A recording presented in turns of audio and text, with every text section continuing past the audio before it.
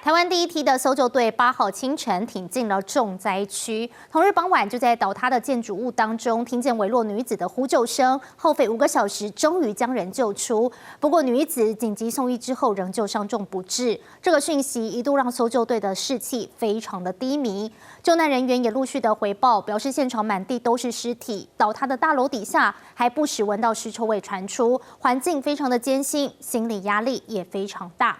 另外呢，这一次台湾派出了130人、5只搜救犬前往土耳其进行救灾，在当地时间8号晚间8点40分，成功救出了1名受困者。搜救犬的表现不容小觑，相关单位也陆续释出了搜救犬在灾区的影像，其中隶属这个消防署搜救犬队的阿兰，更是在辛苦搜救之后累到睡翻，大打呼，大家也说声辛苦了。另外，土耳其于6号发生了百年大地震，造成严重的伤亡。台湾2梯次的搜救队驰援，那5只训练有素的搜救犬也是队伍当中的一员。不过6日当天呢，桃园搜救犬队粉专就发布了一张搜救犬咬鸡腿玩具待命的照片，结果居然有人批评这是观感不佳。事后领犬员就说明了原委，而且强调说我不会改，因为他的心情是最重要的。